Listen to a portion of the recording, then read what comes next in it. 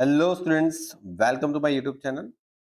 तो students start करेंगे F BCom semester number 1। Okay, और उसका जो नाम है सब्जेक्ट का वो है मॉडर्न बिजनेस प्रैक्टिस।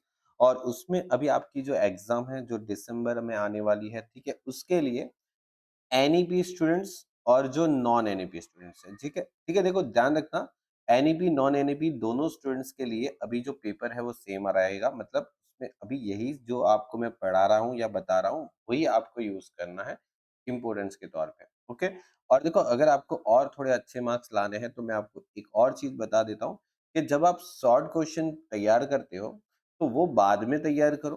ठीक है, पहले आप लॉन्ग क्वेश्चन को अच्छे से पढ़ लो, क्योंकि कई बार क्या होता है लॉन्ग क्वेश्चन के अंदर ऐसे छोटे-छोटे पॉइंट्स आते हैं और उस पॉइंट में से ही वो लोग क्या करते हैं शॉर्ट क्वेश्चन बनाते हैं।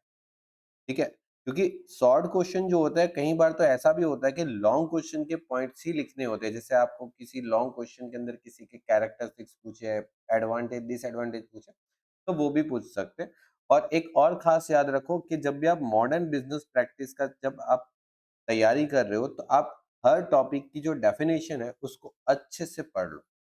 ठीक है, ताकि वो तो आपको पता होनी ही चाहिए। मैं तो बोलता हूँ हर चैप्टर में हर टॉपिक की एक प्रॉपर डेफिनेशन है, वो आप अच्छे से कर लो। जैसे यहाँ पर पहला है डिफाइन मैनेज, फिर है what is the operational planning.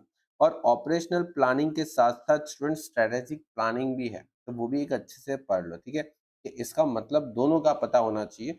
और कई बार आपको इसका डिफरेंस भी पूछ सकते हैं कि ऑपरेशनल प्लानिंग और स्ट्रेटेजिक प्लानिंग के बीच में डिफरेंस क्या है। ठीक है, mention the 6 M of the management. Okay, what is the basic decision. यहाँ पर देखो बेसिक डिसीजन है, और एक दो एग्जामों में बेसिक डिसीजन के कॉलेज के इंटरनल के अंदर थोड़े बहुत एग्जाम्पल भी पूछे थे कि what is the basic decision and example भी आपको पूछे। ठीक है, तो कई बार इसके एग्जाम्पल भी आपको लिखने पड़ सकते हैं, तो याद रख लो बुक्स में लॉन्ग क्वेश्चन के अंदर ये टॉपिक मिल जाता है। फिर आता है clarify the meaning of the directing. Directing का मीनिंग यहाँ पर एक तरीके से वापस डेफिनेशन हो गई। व्हाट इज द कोऑर्डिनेशन, ये वापस एक तरीके से डेफिनेशन हो गई। स्टेट द टाइप्स, आपको टाइप्स कोऑर्डिनेशन के लिखने हैं। ठीक है, तो आप देखो कहीं पर भी जब लॉन्ग क्वेश्चन तैयारी कर रहे हो, भले वो पूरा लॉन्ग क्वेश्चन कहीं पर इंपॉर्टेंस नहीं होता, लेकिन उसके अंदर से शॉर्ट क्वेश्चन भी पूछा जा सकता है, तो उसके एटलीस्ट पॉइंट पढ़ लो। ठीक है, पॉइंट हर चीज के पढ़ लो। मतलब मॉडर्न बिजनेस के अंदर अगर आपको गुड मार्क एकदम अच्छे मार्क कवर करने हैं ना, तो आपको मैं तो बोलूँ कोई भी लॉन्ग क्वेश्चन छोड़ना नहीं है। जो लॉन्ग क्वेश्चन आप छोड़ रहे हो या तो तैयारी नहीं कर रहे हो, तो भी उसके पॉइंट जो है ना वो आप अच्छे से पढ़ लो। ठीक है, जैसे व्हाट इज अ स्टार्टअप। फिर आता है what is the digital presence. Okay, ये बहुत इंपॉर्टेंट है क्योंकि चैप्टर न्यूली इंट्रोड्यूस हुआ है। What do you mean by the entrepreneur, ये भी एक बहुत इंपॉर्टेंट टॉपिक है। डिजिटल जो state the elements of the digital presence, ये डिजिटल प्रेजेंस वाला टॉपिक जो है वो आप पढ़ो, बहुत अच्छा है और बहुत सिंपल भी टॉपिक है। ठीक है, और ये जो है ना वो लेटेस्ट टॉपिक ऐड हुआ है, और आज के जमाने में मतलब आज के टाइम पे जो धीरे धीरे जो बिजनेस जो है वो मॉडर्नाइज हो रहा है। इसलिए देखो आप सब्जेक्ट का नाम भी देखोगे ना तो पहले बिजनेस एडमिनिस्ट्रेशन था, अभी आप देखो मॉडर्न बिजनेस प्रैक्टिस कर दिया। ठीक है, क्योंकि अभी बहुत सारी जो पुरानी चीजें हैं वो निकल के अभी नई चीजें आ रही है बिजनेस प्रैक्टिस में, तो वो सिलेबस में भी दिख रहा है। ठीक है, what is the unity of command. ठीक है, ये भी एक अच्छा टॉपिक है।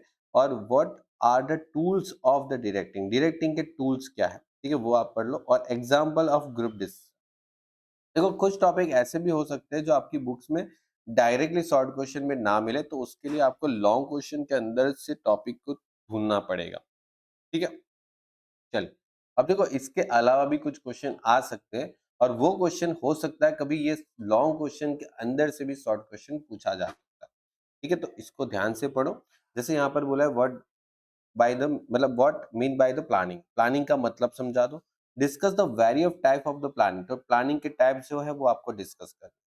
फिर बोला है process of the step in decision making. ठीक है, तो डिसीजन मेकिंग के जो प्रोसेस जो है ना वो ये बहुत इंपॉर्टेंट है। ठीक है, हो सके तो एग्जाम में ये तैयारी करके जाना, पूछा जा सकता है। ठीक है, process what is explain the sperm of control, ये शॉर्ट नोट में ज्यादा पूछते हैं, लेकिन कभी कभी यहाँ पर लॉन्ग क्वेश्चन में भी आ सकता है। State the importance of the planning. Okay, planning के सारे importance. What is organisation and describe its process, उसकी प्रोसेस देखो, प्रोसेस जो है, ठीक है, स्टेप है, ठीक है, ये सब अच्छे से पढ़ लेने का हर चीज में, क्योंकि कहीं ना कहीं से वहां से एक आध क्वेश्चन तो रहता है। फिर explain the difference to managerial role, okay, different managerial role, okay, different managerial role को एक्सप्लेन करना है, characteristics of the organisation, guide the principle of the directing. और देखो, एक तो होता है लीडरशिप में ऑटोक्रेटिक लीडरशिप, और लीडरशिप के भी देखो अलग अलग टाइप्स, वो अच्छे से पढ़ लो, शॉर्ट क्वेश्चन में आ सकता है, ठीक है। Mention the characteristics of the leadership, ये भी एक अच्छा क्वेश्चन है। और इम्पोर्टेंस, ये एक अच्छा, बहुत अच्छा क्वेश्चन है, importance of the digital presence. मैंने आपको बोला ना कि आजकल के मॉडर्न बिजनेस में बहुत सारी टेक्निक्स जो है वो नई आने लग गई, तो उसका इम्पोर्टेंस क्या है। जैसे डिजिटल प्रेजेंस के अंदर आप देखोगे तो बहुत सारी मॉडर्न टेक्नोलॉजी के हिसाब से आपके सिलेबस में पॉइंट ऐड किए गए, तो उसका इम्पोर्टेंस अभी रियल लाइफ में जो बिजनेस चलाते हैं या चल रहे हैं, ठीक है, उसमें बहुत उसका इम्पोर्टेंस है। तो क्या इम्पोर्टेंस है वो आप एक बार अपने बुक से अच्छे से रीड कर लेना।